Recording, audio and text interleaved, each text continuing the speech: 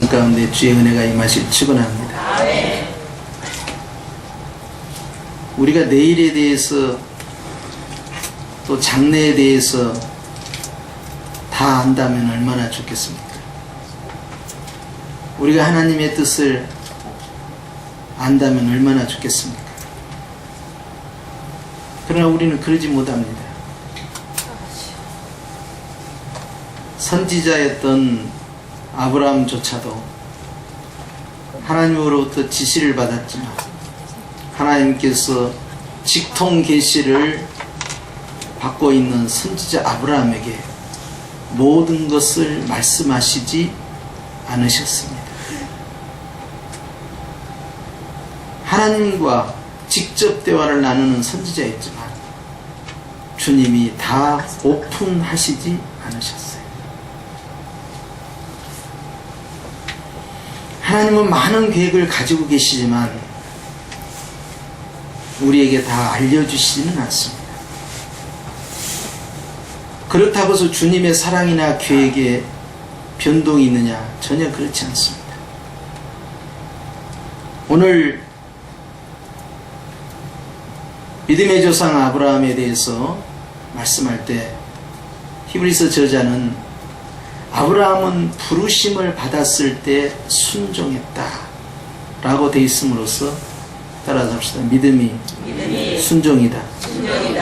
믿음에 대한 정의를 많이 내릴 수 있지만 그 가운데 중요한 정의는 믿음은 순종이다. 야고보서에는 믿음은 행함이다 라고 고백했죠. 믿음이 순종으로 나타날 때 그걸 증명하고 보여드리는 것인데 아브라함이 순종했다는 것입니다. 예수님께서는 높고 높은 보좌를 내려놓으시고 낮고 낮은 이 땅에 사람의 모양으로 나타나셔서 십자가에 죽기까지 복종하셨다라고 함으로써 믿음의 주 예수 그리스도께서 어떻게 순종하셨는가를 우리에게 보여주셨죠. 그런데 오늘 본문에는 순종한 아브라함의 그 다음 말씀이 굉장히 관심을 끄는데요. 장래 기업으로 받을 땅에 나갈세 그랬습니다. 투자를 하면 얼마를 얻을 것이다 라는 답이 나오면요 과감하게 투자를 합니다. 그런데 우리는 알거니와 아브라함은 가나안 땅에 투자를 했지만 그만큼 거두지를 못했습니다. 그가 그 땅에서 거둔 것은 막벨라 동굴, 자기 무덤으로 쓸 수 있는 동굴과 그 앞에 있는 밭대기 뿐이었어요. 그리고 그는 평생을 외국인과 나그네라는, 바꿔 말씀드리겠습니다. 객진놈이라는 모욕을 당하면서 사는 것을 즐거워했어요. 우리 예배를 드립니다마는 예배가 하나님 앞에 감사로 드리고 기쁨으로 드리고 사랑으로 드리고 믿음으로 드리고 하는데요. 여기에 중요한 게 있습니다. 예배를 즐기는 것이 중요합니다. 우리가 기도를 믿음으로 드리고 사랑으로 드리고 기쁨으로 드리는데요. 기도를 즐기는 자가 이기는 자예요. 예배나 기도나 찬양이나 사역이나 섬김이나 봉사나 복음을 전파하는 거나 즐기는 자에게 못 당합니다. 그 안에는 기쁨이 있기 때문에요. 거기에서 승부가 결정이 나요. 사역을 하면서 행복해지고 행복해지면서 사역이 반복적으로 교차되면서 진행되는데요. 순종하는 것을 즐겨하는 사람, 하나님의 뜻대로 사는 것을 행복으로 하는 사람, 거기에서 기쁨을 누리는 사람은요 마귀가 어떻게 손댈 수가 없습니다. 할렐루야. 그것이 없으면 모든 것이 억지가 되는 거예요. 예배가 됐든 기도가 됐든 찬양이 됐든 섬김이 됐든 봉사가 됐든 복음을 전파하는 일이 됐든 괴로운 무거운 짐이에요. 나홀로 지고 가다가 쓰러집니다. 그런데 아브라함이 순종하며 나갈 때 지금이 아니라 장래에 받을 기업을 바라봤다 했는데, 나중에 나오겠습니다마는 그는 이 땅에 있는 것이 아니라 더 나은 본향을 향하여 갔다라고 함으로써 당대에는 이 땅에서 누리는 복이 그의 최종 목표가 아니었다는 것이 드러나는 겁니다. 결국 하늘에 속한 복을 구하고 나아간 것이죠.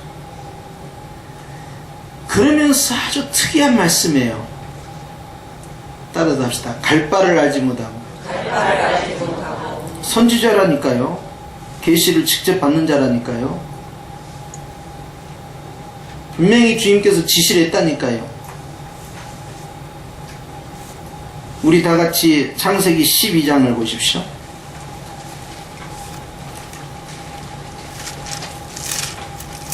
갈 바를 알려줬는데 갈 바를 알지 못한다라고 나왔어요. 이게 굉장히 중요한 대목입니다. 창세기 12장에 보면 1절에 시작. 여호와께서 아브라함에게 이르시되 너는 너의 본토 친척 아비집을 떠나 내가 네게 지시할 땅으로 가라. 그 다음부터 우리가 좋아하는 말씀이요. 시작. 내가 너로 큰 민족을 이루고 네게 복을 주어 내 이름을 장대케 하리니 너는 복의 근원이 될지라. 너를 축복하는 자에게는 내가 복을 내리고 너를 저주하는 자에게는 내가 저주하리니 땅의 모든 족속이 너를 인하여 복을 얻을 것이니라 하신지라. 2절과 3절이 성구 영신 예배 때 제입 뽑히면 귀에 걸립니다. 이게 웬일이다냐고. 그런데 4절입니다. 시작. 이에 아브라함이 여호와의 말씀을 쫓아갔고, 이게 뭐예요? 순종이죠. 쫓아갔다는 거예요. 어떻게 갔다고요? 뭐라고 써 있다고요? 끌려갔고, 아닙니까? 묶여갔고, 잡혀갔고, 쫓아갔다고 돼 있네요. 억지로 한 거예요? 자발적으로 한 거예요? 즐거운 마음으로 십자가 지고 갚은 거예요. 그랬죠? 그러면 다 끝난 줄 알았거든요. 롯도 그와 함께 갔으며 아브라함이 어디를? 하란을 떠날 때 그의 나이 75세였더라. 하란이라고 돼 있죠? 1절을 보십시오. 중반절. 너는 너의 본토 친척 아비 집을 떠나. 자, 아비 집이 어디에요? 이제 하란입니다. 자, 그런데 그 위로 갑니다. 11장 31절 그 위에 있는 거 시작. 데라가 그 아들 아브라함과 하란의 아들 그 손자 롯과 그 자부 아브라함의 아내 사레를 데리고 어디에서 떠나? 어디에서 떠나? 갈대아우르에서 떠나 가나안 땅으로 뭐하고자 하더니? 가고자 하더니 어디에 이르러? 하란에 이르러 거기서 거하였으며 데라는 205세를 향수하고 하란에서 죽었다. 우리가 지도를 이렇게 보면요, 자, 여기가 이스라엘입니다. 갈대아우르입니다. 하란입니다. 자, 지금 당시의 문명은 다 강을 끼고 발달됩니다. 수메르 문화가 다 그래요. 그러면은 유프라테스 강과 티그리스 강을 끼고 가는 거예요. 이라크와 이란을 향해서 가가지고 터키를 경유해서 다시 이스라엘 내려오는데요, 밑에서부터 올라가는 거예요. 갈대아우르로 가서 출발을 했어요. 아버지 데라가 여기서 출발지입니다. 이게 원적지죠. 원적지에서 출발을 해가지고 어디로 갔어요? 하란으로 갔어요. 거기에서 살면서 아브라함도 거기가 이제 고향이 된 거예요. 그러니까 그 본적지가 된 거예요, 이제. 그런데 아버지는 거기서 처음부터 가고자 함이 아니라 갈대아우르에서 가나안으로 가기를 원했어요. 근데 가나안으로 못 가고 어쩌다 보니까 어디로 가버려요? 하란으로 올라간 거예요. 하란에서 생활하고 죽고 가나안 땅에는 데라가 들어갈 사명이 아니고 아들 아브라함이 들어갈 사명이에요. 그래서 주님이 끌어내린 겁니다. 구조가 이렇게 돼 있어요. 그래서 한 바퀴를 돌는데 초생딸처럼 한 바퀴를 삥 돌았어요. 자, 그렇게 해서 떠날 때가 75세예요. 말씀을 쫓아갔고 즐거운 마음으로 그가 나아갔고 순종 잘했구나 할렐루야 했어요. 자, 사태는 심각해집니다. 아브라함에게는요 큰 근심이 다가옵니다.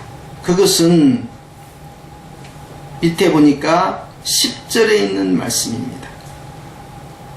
시작. 그 땅에 기근이 있으므로 아브라함이 애굽에 우거하려 하여 그리로 내려갔으니 이는 그 땅에 기근이 심하였음이라 그랬어요. 순종하고 가나안 땅에 들어갔는데 가나안 땅에 기근이 생겨갖고 사업이 쫄딱 망해버렸어요. 그러니까 목축업을 하고 있기 때문에 그곳에 더 이상 있을 수 없으니까 초목과 물 있는 곳을 찾아서 아래로 남방으로 위에서 내려오기 시작해서 나일강이 있는 애굽으로 지금 이집트 방향으로 방향을 튼 겁니다. 그때 아브라함의 사업의 상황이요 5절입니다. 시작. 아브라함이 그 아내 사레와 조카 롯과 하란에서 모은 모든 소유와 얻은 사람들을 이끌고 가나안 땅으로 가려고 떠나서 마침내 가나안 땅에 들어갔다가 쫄딱 망했다 이거예요. 야, 계시를 받고 순종을 했는데도 망해보네. 어떻게 해석하실랍니까?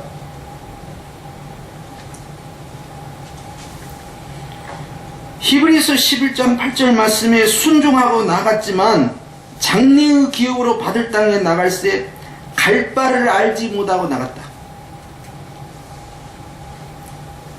가기는 갔는데 그 다음부터 구체적으로 어떤 일이 있을 것이다, 어떤 일이 있을 것이다, 어떤 일이 있을 것이다, 이것이 다 오픈되지 않았다는 거예요.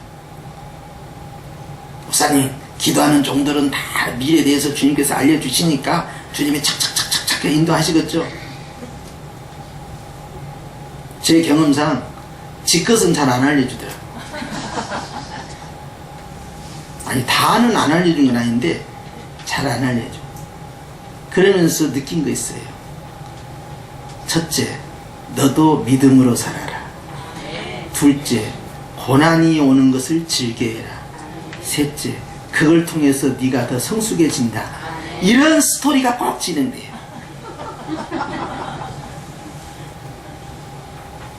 열심히 남을 위해서 기도하지만 정작 나에게 오고 있는 시련과 연단에 대해서는 놓치고 있을 때도 있어요.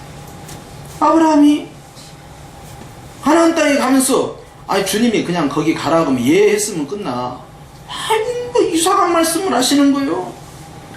내가 너로 큰 민족을 이루고 내가 네게 복을 주어 내 이름을 창대케 하리니 너는 복의 근원이 될지라.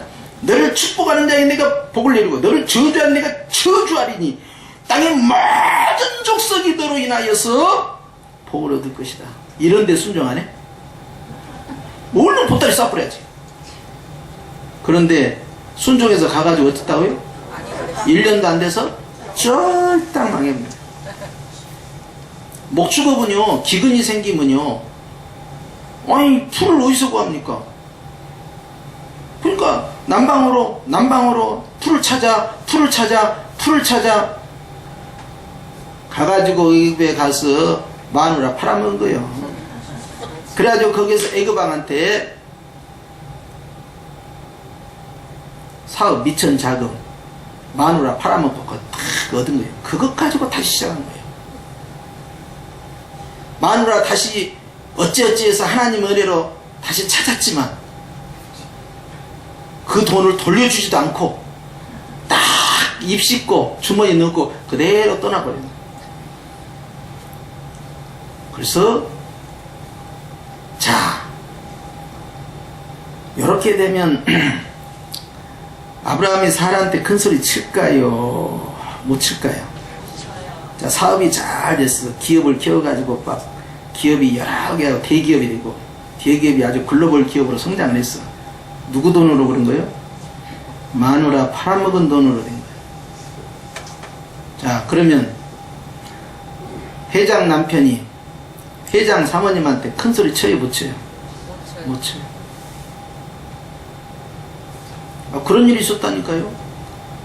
하나님께서 나에게 자식을 준다고 하니까 내가 하나님 앞에서 믿기는 믿는데 아무리 생각해도 나도 나이가 많고 내 아내도 나이가 많고 그러니까 아내는 이미 이제 이 거시기가 끝났어.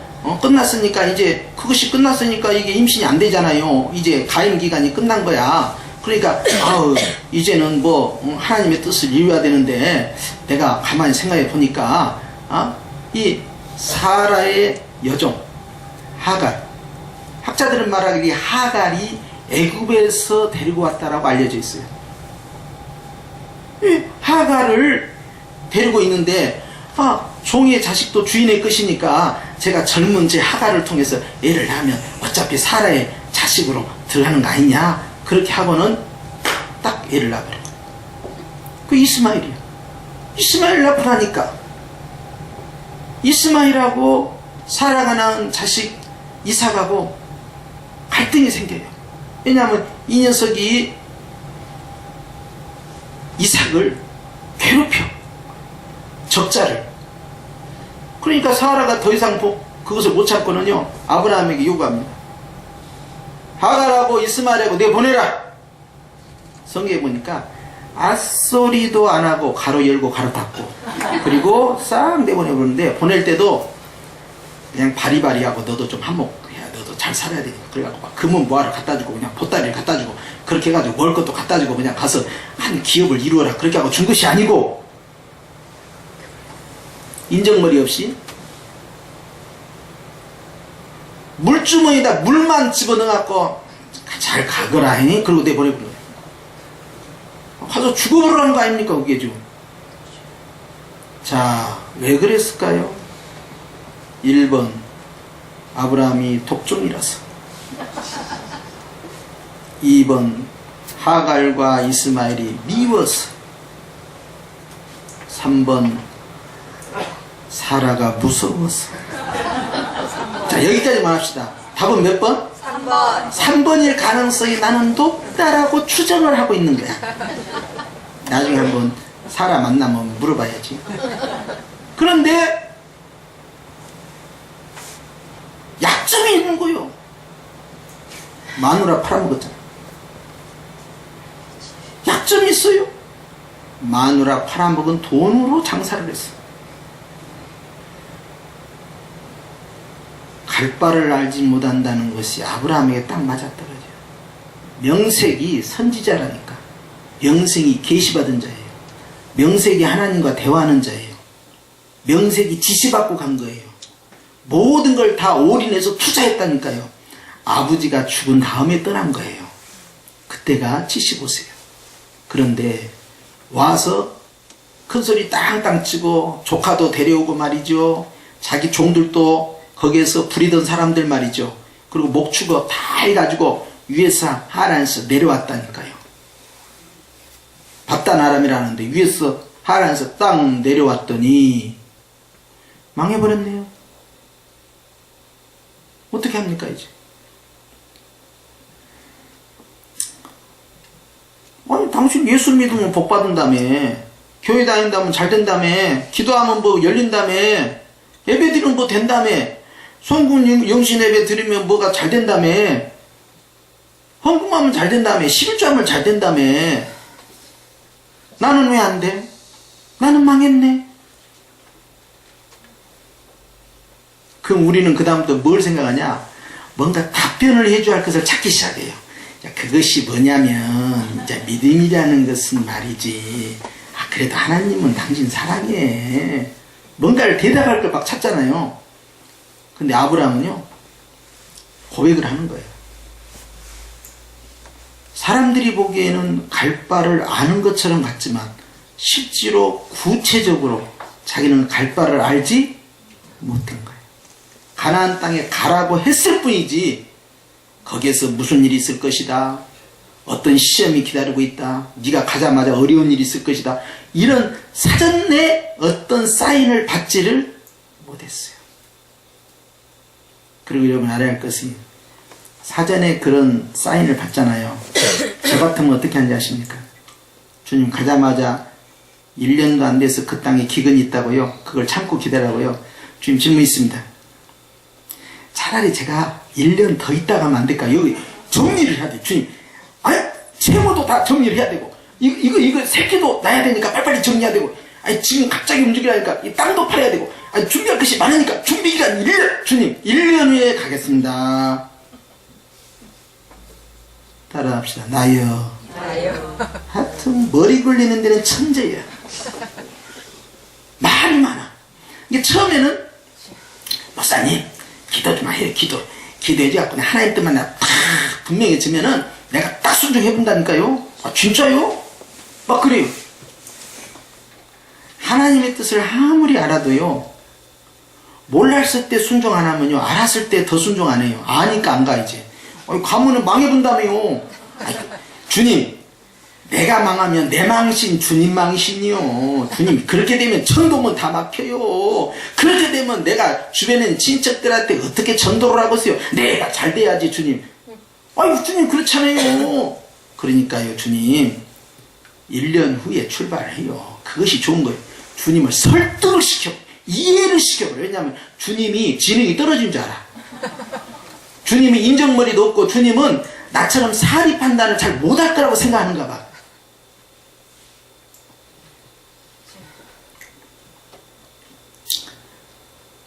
순종은 계산하고 하는 게 아니에요. 무슨 계산이 그렇게 많고 말이 많습니까? 가라. 그러면 거기서 무슨 일이 있을지 몰라도 가는 거예요. 바울이 복음을 열심히 전파하다가 너는 이방인의 그릇이다. 너는 딱 끝까지 이르러서 나의 증인이 돼야 된다. 사명을 받고 다메섹을 출발했는데 어느 날 갑자기 예루살렘으로 돌아가라. 그곳에 가면 네가 꽁꽁 묶이고 환란이 기다리고 있다. 이 사인까지 받은 거예요. 본인이 직접 받았어요 그걸.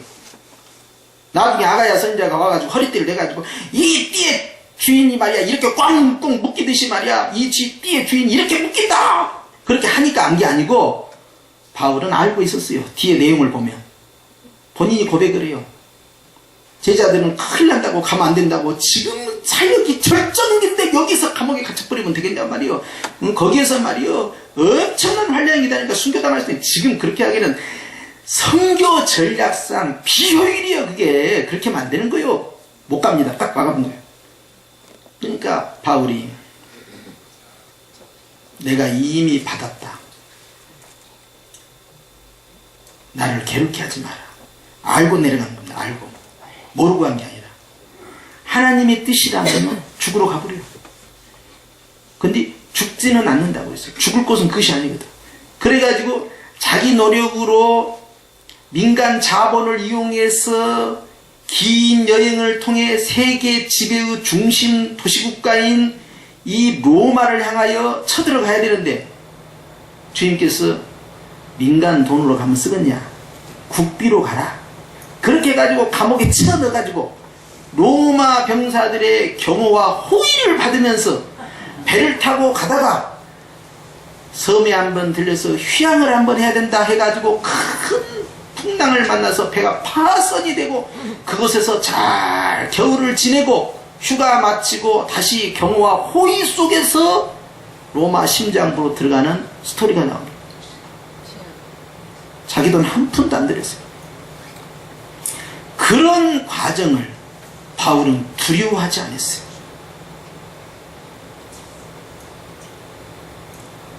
알고도 가고 몰라도 가고 무조건 가고. 따라서 합시다. 이것이 믿음이다.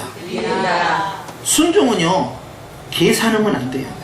주님이 그것이다 그러면 뭐 해야 돼요? 가야 돼요.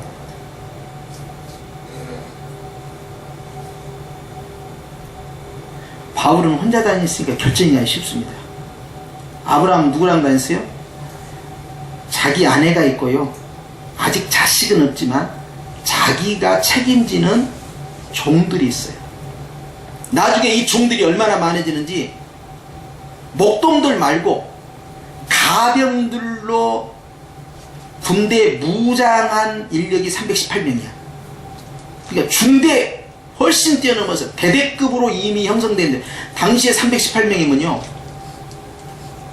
소돔 왕과 고모라 왕을 능히 전쟁 가운데서 건져낼 만큼 북방의 왕들과 도시국 왕들과 전쟁에서 싸워서 이길 만큼의 군사력이에요. 그러니까 굉장히 많은 숫자입니다. 가장이고요 기업의 회장님이에요. 이 사람은 목회자가 아니고요 선지자이면서 비즈니스맨입니다. 사업가예요. 그런데요 자기가 책임질 사람이 많이 있는데요 가나안 땅에 가가지고 쫄딱 망해버릴 줄 누가 알았겠어요. 결국은 밀려서 남쪽까지 내려갔으니 정상적으로 기업이 안 되고 있는 거 아닙니까? 그러고는 도덕적으로 치명적인 실수를 한 겁니다. 자기 아내를 자기 이복누이라고 속여가지고 실제 또 이복누이 된다 이 말이에요. 그러니까 얼른 편법을 쓴 거예요. 내 아내라고 하면 나를 죽이고 내 아내를 뺏어갈까봐 할 정도로 65세의 사라가 얼굴이 예뻤다는데 나는 그것이 지금 이해가 안 되고 있는 거야 도대체. 아니 도대체 그 시대는 65세가 얼마나 예뻤길래 왕이 탐을 낼 정도냐고. 응? 난 그것이 궁금해. 그때는 우리하고 달라요. 아니 그냥 300살까지 자식을 낳지 않나 900살까지 자식을 낳지 않나 우리하고 신체가 다른가 봐. 아브라함도 175세를 산 거 아닙니까? 이게 역대 조상들 가운데서 보면요 아주 짧게 살다 생을 마감한 거죠. 아버지가 205세고 무두셀라는 969세라니까 이거 아브라함은 930세 이거 아담은 이거 보통 문제가 아니에요. 갈수록 수명이 줄어들어. 아니 그런데 이 사라가 얼마나 이쁠까니 세상에 거시기도 끝난 사라예요. 거시기가 끝났는데 이쁘면 이미 폐경이 다 됐는데 뭐 이쁘면 얼마나 여기 폐경 되신 분 죄송합니다. 아니 근데 그렇다는 것이요. 이해가 안 돼 이게. 그런데 실제로 이뻤나 봐요. 반할 만큼. 아브라함은요 아내를 빼앗기지 않기 위해서 생명을 건 것이 아니라요 자기의 생명을 지키기 위해서 아내를 과감하게 줘버릴 수 있는 대단한 정말 웃기는 사람이에요. 이런 사람이 믿음의 조상 아브라함은 이겁니다. 아브라함이 대단한 게 뭐가 대단합니까? 그런 연약한 아브라함을 쓰시는 하나님이 위대한 것이지. 흠결이 많은 사람이에요 이 사람.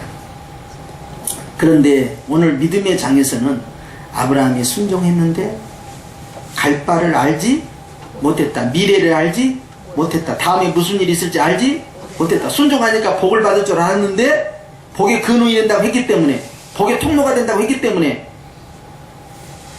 대박 날 줄 알았는데 쪽박 찼다. 이것이 순종한 다음에 일어난 시험입니다. 어떻게 하시랍니까 이제? 여러분이 그렇게 됐어요. 목사님 기도하면 된다며요. 순종하면 된다며요. 예배 드리면 된다며요. 11조 하면 된다며요. 작전 기도하면 된다며요. 투자하면 된다며요. 망했어요 목사님. 어떻게 하면 좋아요? 어떻게 하시랍니까? 빨리 선택해요. 딴 교회 간다. 딴 종교 간다. 아무 데도 안 간다. 삐져가지고. 4번. 그래도 순종한다. 답은 몇 번? 항상 끝처리가 답이에요.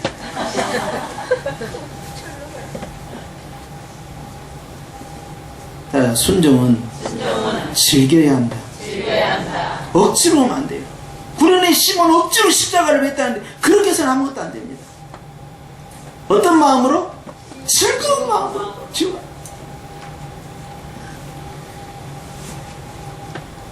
여기에서 우리는 아브라함의 위대함을 깨닫습니다. 그의 위대함은 뭐냐면 갈 바를 알지 못했는데도 순종했고, 그가 믿음이 실족되어서 애국까지 내려가 자신의 아내를 인신매매로 팔아먹은 죄악을 범했음에도 불구하고 여전히 그는 어디를 향해 갔습니까? 가나안 땅을 향해 갔습니다. 넘어짐과 일어섬이 교차되는 상황이죠. 기도의 사람도 다 알지 못하는구나. 큰 틀은 보는데 구체적인 팩트는 안 되는 거예요. 그럼에도 불구하고 그는 변함없이 하나님의 말씀에 순종했고, 할렐루야. 그의 믿음은 그대로 주님 앞에 보여져서, 나중에 보시면 아시지만 이제 창세기 15장부터 가면요, 아브라함과 하나님 관계가 나오는데요, 그가 하나님의 말씀을 믿음에 그것을 그의 의로 여기셨다 하면서 우리가 믿음으로 말미암아 의롭게 되나니의 출발점이 거기서 시작돼요. 말틴 루터가 바로 이걸 가지고 계획을 한 거 아닙니까? 종교계획을. 믿음으로 되는구나. 아브라함에 있어서 믿음은 뭐였다고요? 순종이었어요. 갈 바를 알지 못했지만, 순종하면 다 잘 될 줄 알았지만 시작하자마자 어려움이 닥쳤다. 그러나 길고 짧은 것은 대봐야 하니까 그 어려움을 마음에 극복하고 그대로 인내했더니 결과적으로 육신적으로도 아브라함은 사업에 성공한 기업가가 됩니다.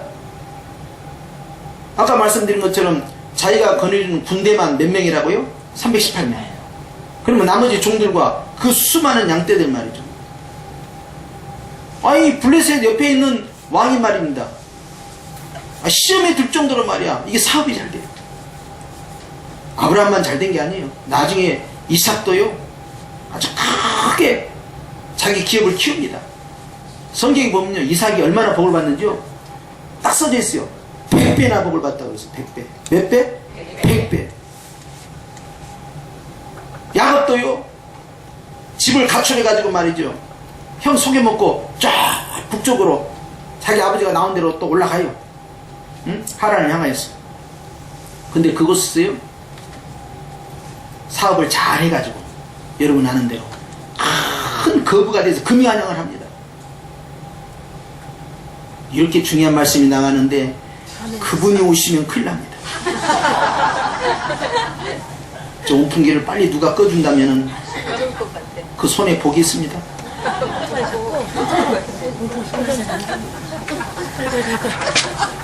복이 있겠다는. 여러분,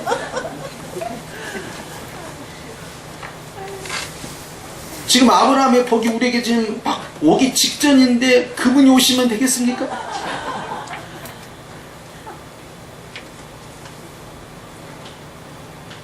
저는 이 말씀을 묵상하면서 참 마음이 아파요. 왜? 아브라함은 다 알지 못했구나.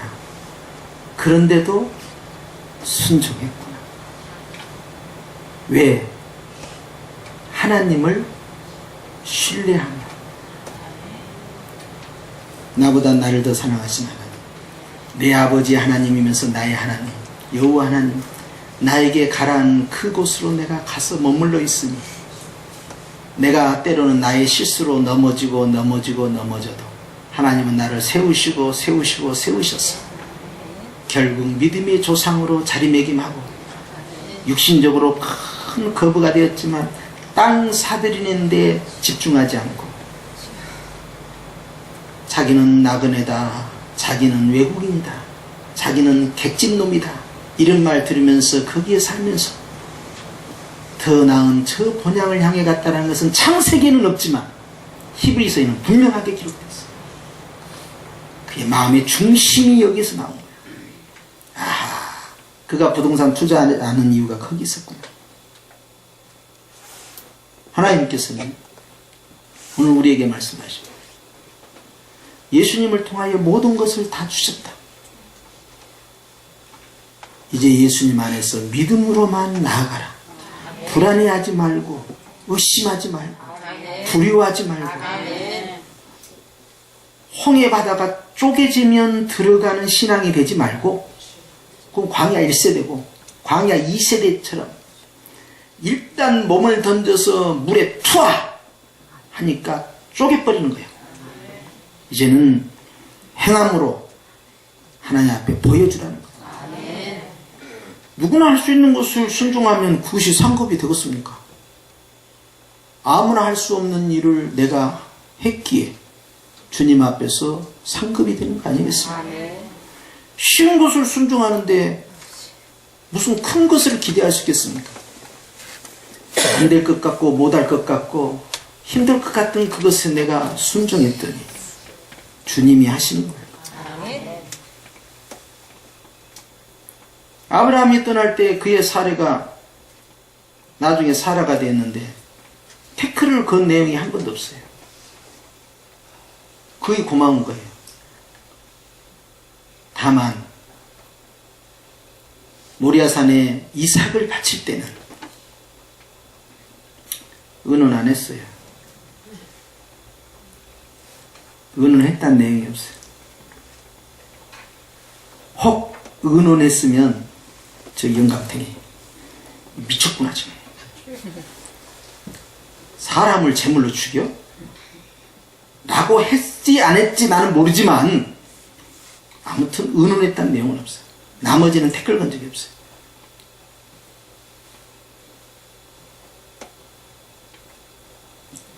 그 순종이 그 가정을 만들어낸 겁니다.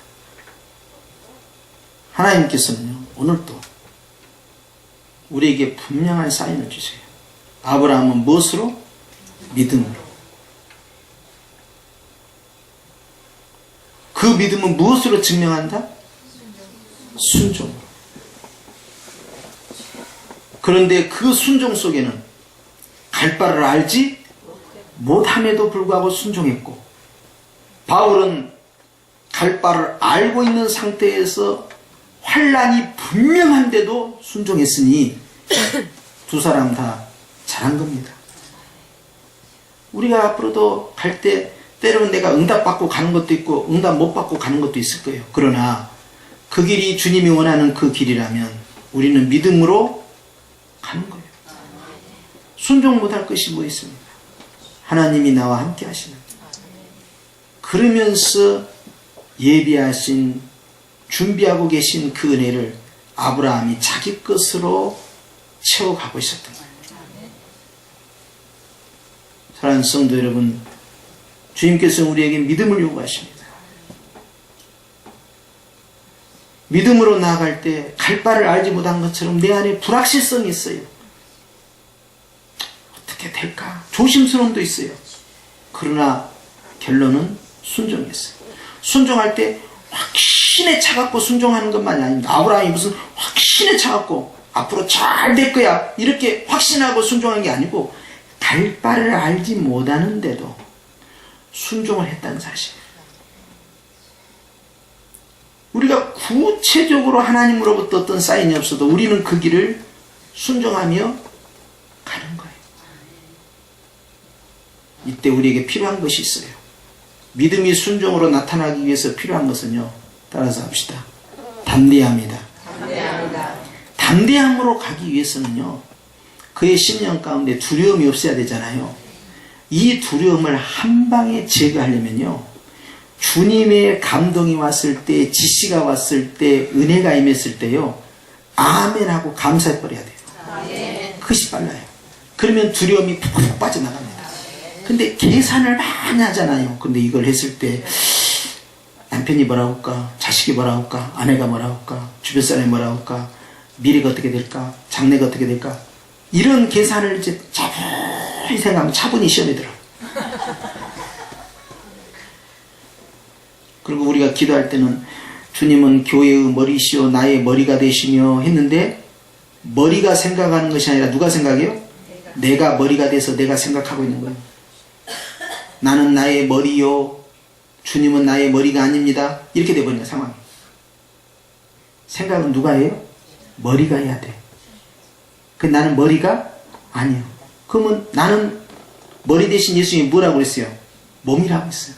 몸은 머리가 시키는 대로 움직여줘야 몸이에요. 이게 생각을 많이 할 것이 아니라 믿음으로 나가야 돼요. 하나님께서 우리에게 이 믿음의 은사를 주셨을 때는요, 많은 것들을 예비하고 계시는데 불안하니까 못 나가는 거예요. 불안 가운데서도 알지 못해도 한 발 한 발 한 발 가는 거예요. 아브라함이 제사장 보고 니들이 법궤를 메고 요단강 중앙에 들어가면 저 위로부터 물이 쫙 쪼개지니까 걱정 말고 들어가라, 이런 설명 안 했어요.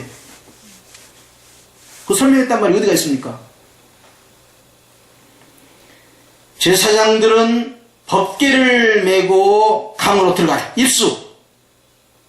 미쳤나 이게 지금 가다가 법궤가 어떻게 되면 어떻게 되라고 이거 이렇게 그냥 탄핵 절차를 밟아간 게 아니라 광야 1세대들은 딱 그 말 들으면 가장 먼저 한 것이 짱돌부터 들어요. 죽인다 모세 이렇게 나왔어요. 근데 광야 2세대는 입수, 그러니까 짝대기를 든 것이 아니라 법궤를 딱 메고 아멘 하고 들어간 거예요. 이건요 절대 쉬운 문제가 아니에요. 나 같으면 어떻게 하겠습니까? 먼저 장정들을 보내요. 긴 끈을 허리에 묶고 장정들은 일제히 입수해라 갖고 헤엄쳐서 가고 막 계속 의지해서 가고 그렇게 해가지고 강 건너편에 그 끈을 들고 가는 거야. 그리고 딱 밧줄을 해갖고 거기다 단단히 고정 매이고 그렇게 밧줄을 여러 개로 한 다음에 법궤를 지나가게 해야 될 거 아니에요. 그거 없었어요. 법궤 메고 그냥 들어가는 거예요. 아, 물살이 이렇게 세는데 어떻게 하려고. 대책 없는 사람들이요. 제사장들이. 그리고는 가운데 들어가서 딱 서 있는 거예요. 물이 저 위쪽부터 착 끊고 밑에 있는 물들은 싹 빠져나가고 위에 있는 물은 그대로 댐으로 뚝이 쭉 물이 쌓였던 거예요. 어떻게 쌓였는지 나도 몰라. 아무튼 쌓였어. 신기한 일이 벌어져. 거기서 강바닥에서 돌멩이 들어 올려서 하나님 앞에 기념하자. 그리고 그거 돌멩이 갖다 놓고 쌓는 거예요.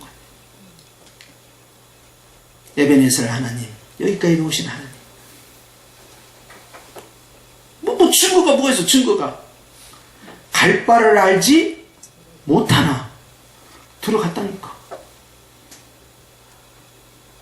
좀 불안하십니까? 하나님에 대한 신뢰 가운데서요, 우리가 무엇을 결단을 내려야 되는가를 보는 거예요.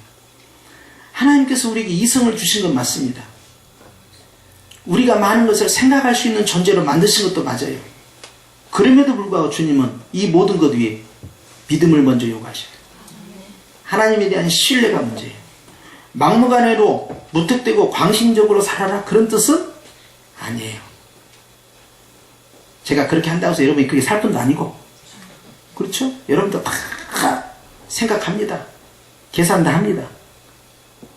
그렇기 때문에 이 말씀을 드리는 거예요. 너무 굴리지 마시라. 굴려도 애진간히 굴리시라. 두려워할 거 없어요. 믿음은요, 모든 것을 확인한 다음에 돌다리를 두들긴 다음에 가는 게 아닙니다. 그런 것이 없어도 주여, 주님만 의지합니다. 죽으면 죽으리다. 그 각오로 가는 거예요. 그렇게 한 발도 가고 한 발도 갈 때 주님이 역사하시더라고요. 제가 개척을 몇 번 하면서도 그랬어요. 무엇이 기다리는지 몰라요. 가라 하니까 간 거야. 사고 치고 나면 이제 힘들 때가 있잖아요.